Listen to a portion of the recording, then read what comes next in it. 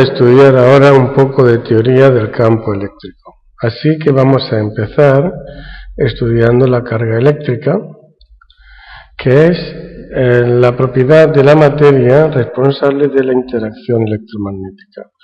Puede ser, como sabemos, negativa o positiva, y cuando tenemos un conjunto de varias cargas de partículas, la carga total del sistema o del conjunto es la suma algebraica con el signo de cada una de las cargas individuales.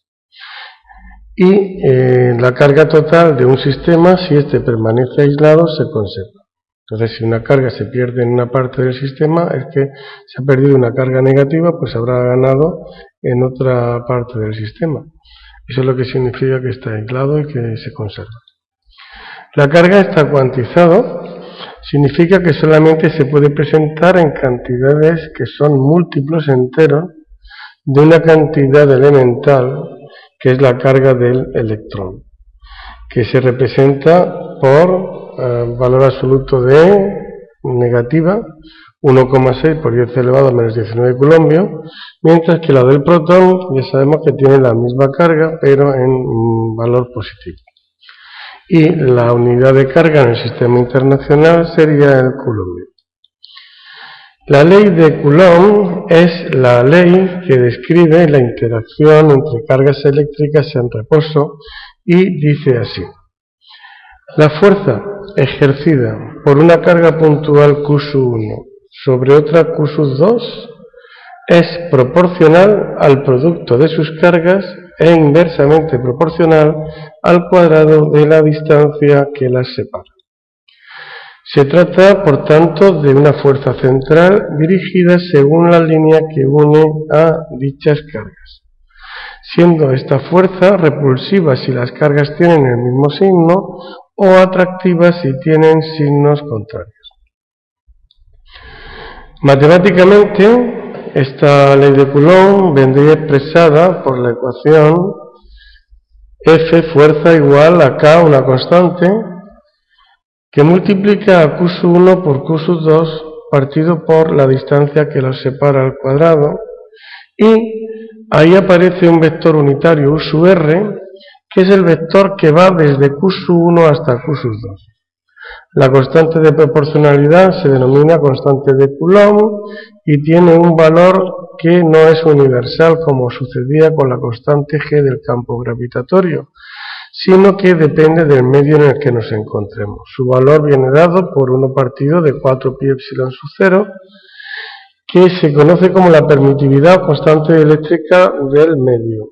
Si estamos en el vacío, como en lo que normalmente se suele utilizar, entonces K toma el valor de 9 por 10 elevado a 9. Pero en otros medios que no sean el vacío, la constante tomaría otros valores. Tenemos aquí pues la ley de Coulomb, y aquí tendríamos la representación gráfica, donde podemos observar a la izquierda fuerzas entre cargas de distintos signos. La fuerza que ejerce Q1 sobre la carga Q2 es atractiva y por lo tanto contrario al vector U sub R. Y entre cargas del mismo signo, estaría representado a la derecha, la fuerza es repulsiva y por tanto tendría la misma dirección del vector U sub R. La carga Q2, lógicamente, por la tercera ley de Newton, ejercería sobre Q1 una fuerza igual y de sentido contrario a la que Q1 realiza sobre Q2. Las fuerzas electrostáticas cumplen el principio de superposición, que dice que la fuerza neta o total que actúa sobre un conjunto o que ejerce un conjunto de cargas sobre otra dada sería la suma vectorial de todas las fuerzas ejercidas sobre ella. Como dijimos anteriormente, se trata de fuerzas centrales y por tanto sería campos o fuerzas conservativas que tienen asociadas una energía potencial. Si ahora estudiamos el campo eléctrico, podríamos ver que toda carga situada en un punto del espacio origina a su alrededor una perturbación denominada campo eléctrico, y que puede ser detectada cuando situamos donde estamos estudiando el campo, una carga testigo en dicho punto.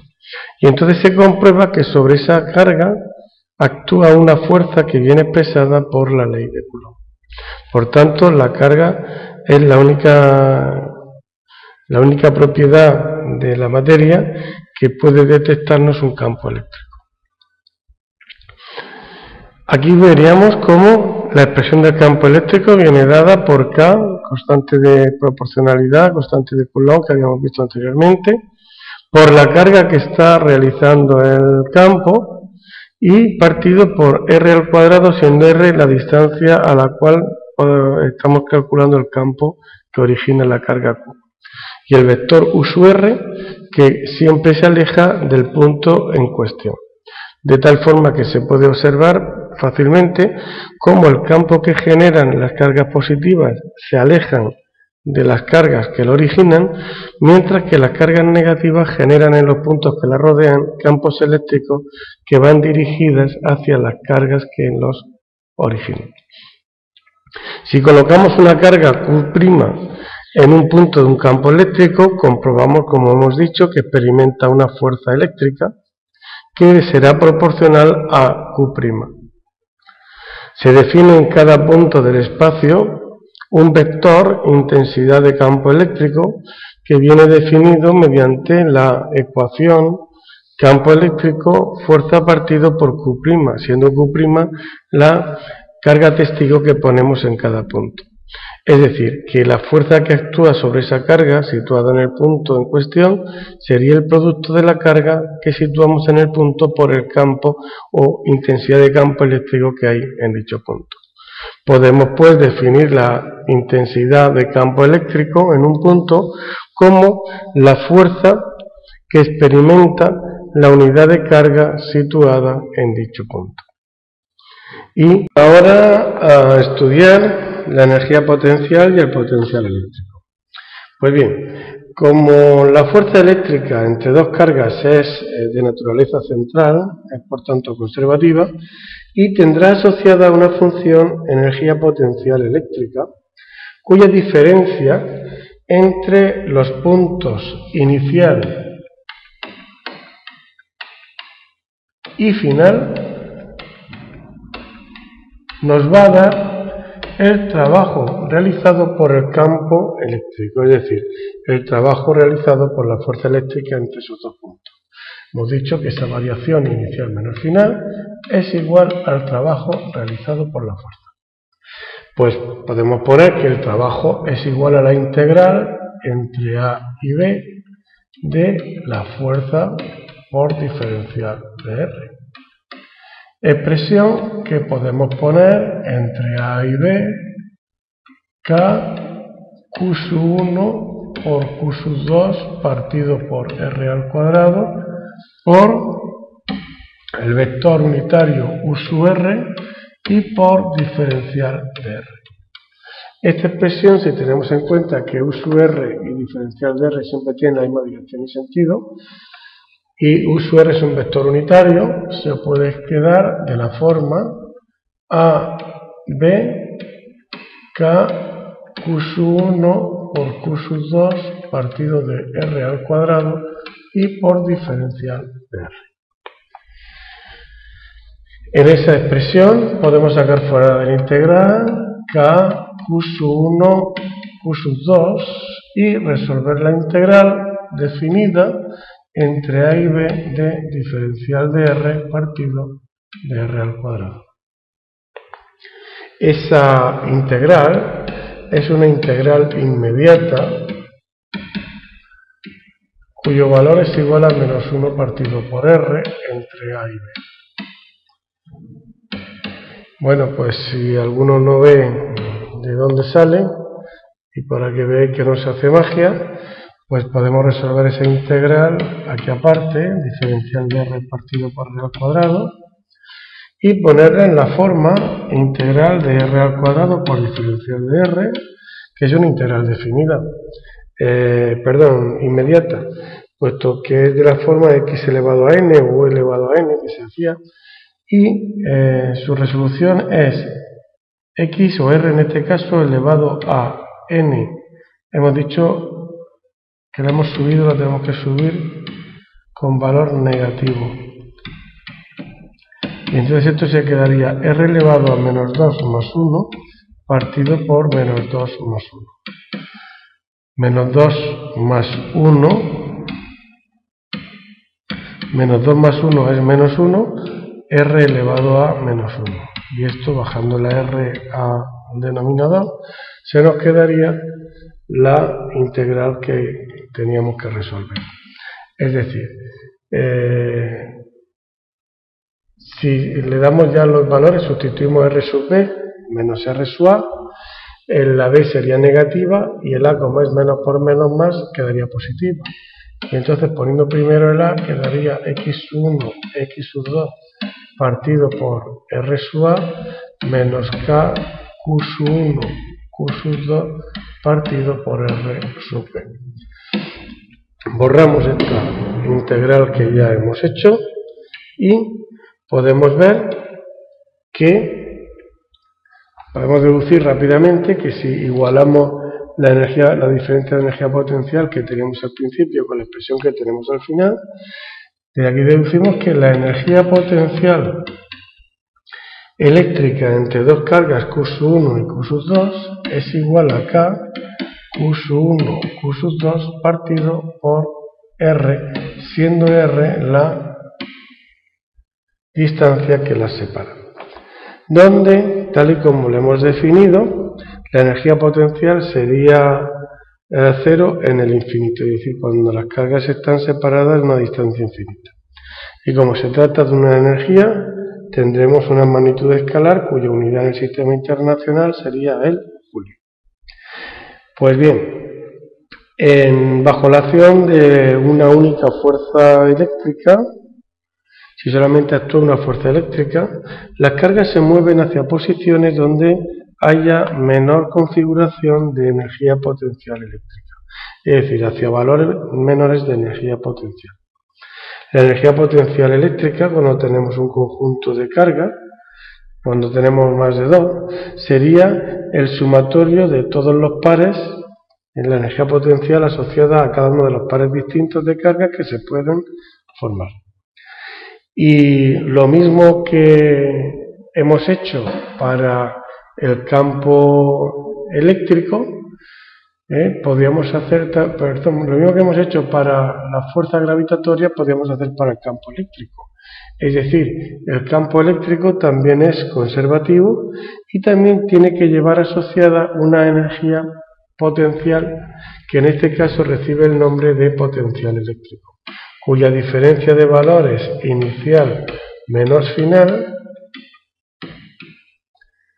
será igual a la integral de E por diferencial de R entre A y B, es decir, lo que se conoce como la circulación del campo eléctrico.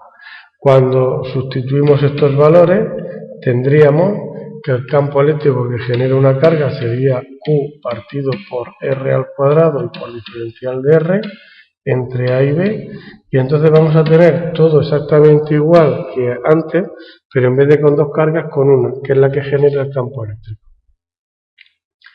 Pues bien, esto tendríamos KQ por la integral de diferencial de R partido por R al cuadrado entre A y B.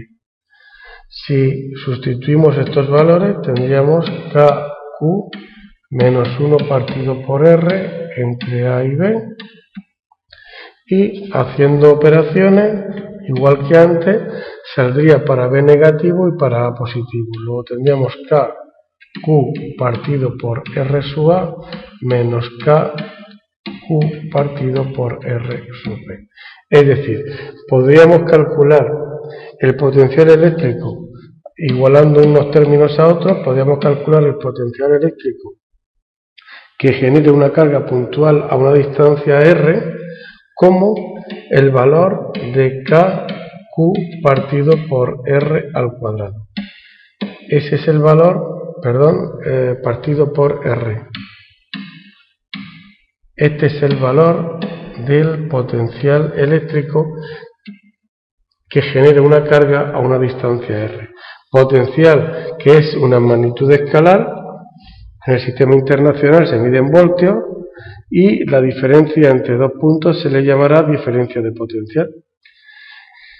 Pues igual que antes, este potencial, si la carga es positiva, será positiva, y si es negativa, pues será negativa. K es la constante de Coulomb, que en el vacío vale 9 por 10 elevado a 9, y si en vez de tener una carga, tenemos un conjunto de varias cargas, el potencial total en un punto será el que genera cada una de las cargas por separado con su signo positivo o negativo. Resumiendo, podríamos decir lo siguiente. Cuando tenemos una carga en un punto del espacio, una carga Q, esa carga a una distancia R de la misma, en un punto situado a una distancia R, genera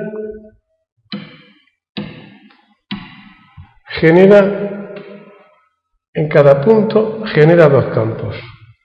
Un campo escalar en ese punto, está situado a una distancia R, un campo escalar denominado potencial eléctrico, cuyo valor es K por Q partido por R. Y al mismo tiempo, en ese punto, genera un campo, o aparte de un campo escalar, hemos dicho que en ese punto también genera un campo vectorial. Cada punto genera un valor escalar y otro vectorial. De tal manera que ese campo que genera la distancia R, hemos visto que era K, Q partido por R al cuadrado y dirección U sub R. Aquí tenemos el campo, pues U sub R viene así. Si la carga es positiva, se aleja, y si es negativa, se acerca a la carga que la origina. ¿Qué tenemos con esos dos campos? Pues bien, cuando ahí en ese punto ponemos una carga testigo U', el campo escalar, ese potencial genera una energía potencial, que viene dado por el producto de Q' por V, Q' por V, y tendremos pues la energía potencial que generan dos cargas situadas a una distancia R. ¿Y qué pasa con el campo vectorial E? Pues que al situar esa carga testigo Q' en ese punto, aparece automáticamente una fuerza que es igual al producto de Q por E. Y si resolvemos estas ecuaciones, pues sería la fuerza de Coulomb. Eso es lo que sucede en cada punto. Como decimos, una carga genera dos campos, uno escalar y otro vectorial. El escalar es el potencial, y al poner una carga se convierte en energía potencial, y el vectorial campo genera una fuerza sobre una carga que situemos en ese lugar. Pues bien, y otra cosa que deberíamos de recordar era lo de la relación que existía, porque aparecen muchos problemas, la relación que existe entre potencial, carga, trabajo, etc. Hemos visto que la energía potencial entre dos puntos era igual al trabajo que realizaba el campo. Ese trabajo es igual a la variación de la energía cinética o teorema de las fuerzas vivas, es decir, energía cinética final menos energía cinética inicial. Como a su vez acabamos de ver que la energía potencial es igual a Q por V sub A, Q por V sub B, podríamos tener también una expresión del trabajo en función del potencial, es decir, el trabajo entre A y B es igual a la carga que movemos por la diferencia de potencial inicial menos final que hay entre dichos puntos. Bien, pues aquí hay veces que se dice una carga que es acelerada mediante una diferencia de potencial, calculemos la velocidad que lleva al cabo de cuando ha pasado de un punto a otro.